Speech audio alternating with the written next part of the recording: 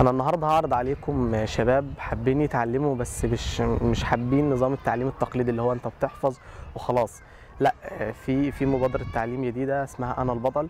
انا النهارده هسيبهم هم يعرفوكم على نفسهم ويتكلموا معاكم ويقولوا لكم هم مين. احمد عمران.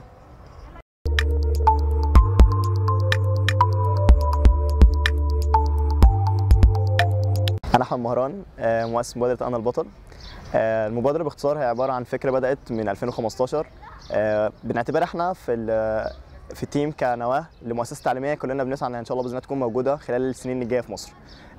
زي ما احنا عارفين ان التعليم في مصر معتمد اعتماد كلي على فكرة التلقين، او ان انت تحفظ عشان خاطر تدخل الامتحان وبعدها تصبهم وبعد كده تمشي، مش اكتر من كده. لكن احنا في المبادرة دورنا وعملنا اكتر من سيرفي في وسط الطلبة على ايه اكتر المشاكل اللي ممكن تواجههم، فاكتشفنا ان في 3 مشاكل بتواجه الطلبة.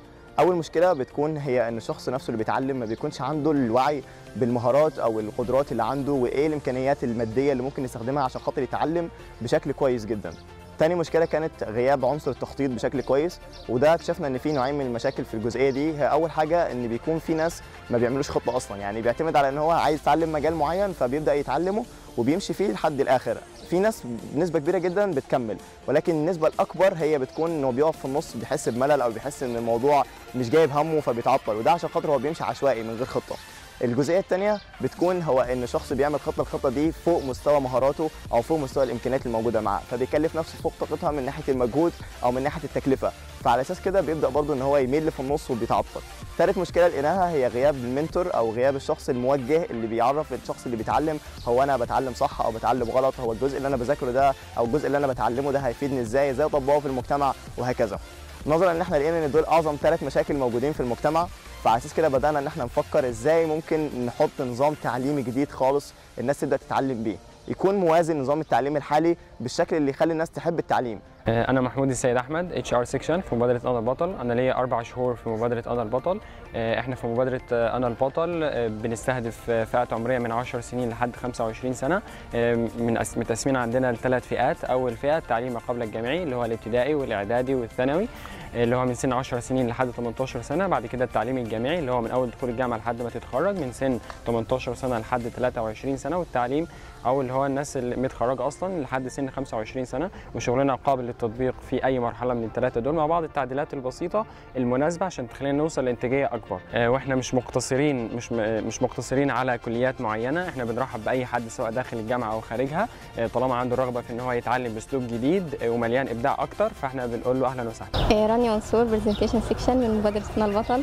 ليا سنة في المبادرة. الهدف من المبادرة، احنا في المبادرة مش بنعلم الناس حاجة معينة ولا بنوفر لهم منتج معين، ولكن نظام شغلنا بيوفر للطالب متعة الحصول على حقه في التعليم بشكل مناسب وبالامكانيات البسيطة اللي بيها يقدر يعمل حاجات كتير كلها مليانة ابداع. نسمع علاء، DR سيكشن مبادرة أنا البطل. انا هنا في المبادرة من 4 شهور.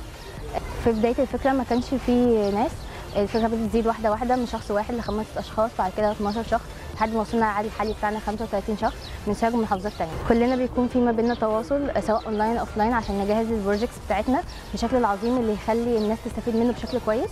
والحمد لله قدرنا رغم بعض المسافات اللي بتمنع ان احنا نتجمع في مكان واحد، الا ان احنا قدرنا نحول العيب ده لميزه وننشر فكره اكتر في محافظات كتير زي القاهره واسكندريه وكفر الشيخ ومحافظات تانية كتير. دريه خالد، HR سيكشن في مبادرة أنا البطل ليا 4 شهور.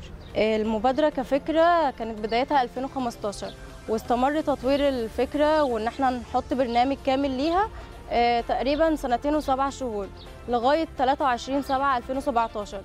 والتاريخ ده بيمثل لينا البداية الفعلية للمبادرة إنها تظهر بشكل واضح في مصر وإن الناس يعرفوا يعني إيه مبادرة أنا البطل. حاليا لنا 4 سنين ولسه مكملين ان شاء الله. في خلال الفتره دي كلها قدرنا ان احنا ننفذ حوالي 30 بروجكت بيشملوا ايفنتات وورش عمل وبروجكتس كامله بتخدم النيد اللي موجوده عند الفئات اللي احنا بنحاول نساعدها انها تطور من نفسها اكتر بشكل سهل وبسيط جدا.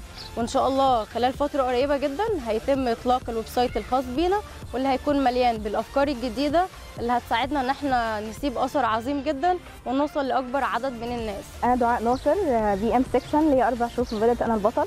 طبعا فكره ان انت تغير نظام تعليم وتبدا بنظام سيستم جديد من الصفر، ده ما كانش سهل ان هو يلاقي عدد من الناس بتدعمه، لكن بعد ما تم تطبيق النظام ده بشكل كويس وبقى ناجح، ده خلى ان العدد ده يزيد، وكمان اللي بقى لنا شريحه كبيره من الطلبه بتدعمنا، واماكن كتير جوه الجامعه بتدعمنا زي سفاره المعرفه تبع مكتبه الاسكندريه اللي احنا لينا بروتوكول تعامل معاها كويس جدا وشغل عظيم. رغم قله الامكانيات احنا قدرنا ان احنا نوصل لمستوى وليفل كويس من النجاح. طبعا احنا بنتمنى ان احنا يبقى لينا ناس كتير بتدعمنا مثلا زي وزاره التربيه والتعليم ووزاره التعليم العالي، وطبعا ده هيكون تحت اشرافهم ان هم يبدا تطبيق النظام التعليمي ده في الجامعات والمدارس بشكل كويس جدا. وطبعا ده برضو محتاج مساعده محافظ سوهاج ورئيس جامعه سوهاج، لان ده هيساعدنا ان احنا نطبق النظام التعليمي بشكل اسهل وبنتائج افضل باذن الله. احنا بنحب ان احنا نتعلم، بس مش كلنا بنحب التعليم، عشان كده وصلنا ان احنا حطينا السيستم ده بالكامل سميناه منتو بلار. منتو بلار ده زي ما بتقولوا كده تجميعه لبدايه كل مشكله. يعني الاتش ار دي الحاجات اللي الشخص لازم يكون عالم بيها، فيها صفاته ومهاراته والقدرات والامكانيات بتاعته، والبلاننج هي التخطيط، والمنتورشيب هي اول جزء فيها هو المنتو. فعشان كده جمعناهم في جزئيه اسمها المنتو بلار.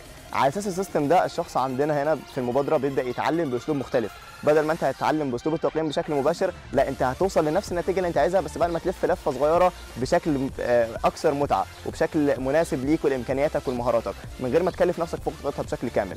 عشان كده احنا ضفنا اكثر من تحديث على الفكره بتاعتنا لحد ما توصلنا ان هي تكون ان شاء الله باذن الله فيما بعد تكون مؤسسه تعليميه كامله واسمها ذات سكول، نظرا ان احنا حابين ان الناس كلها توصل للمغزى ان هو يقول لنفسه فعلا ان انا بطل، ان انا قدرت انفذ حاجات كتير جدا، وان انا اوصل للحاجات اللي انا عملتها بمنتهى الاريحيه من غير ما اكلف نفسي فوق طاقتها، او من غير ما انا اعمل خطه وما امشيش عليها، او ان انا احس بالياس والفشل نظرا ان انا مش ماشي بشكل كويس او ان انا ماشي بشكل عشوائي. لا احنا هنا بنقول لك ان انت هتكون البطل فعلا، لان انت هنا هتمشي بالشكل وبالخطه المناسبه ليك بشكل كامل، واللي متاحه والامكانيات المتاحه معاك هي دي اللي هتكون بتستخدمها لحد ما توصل للحظه اللي تقول فيها ان انا البطل.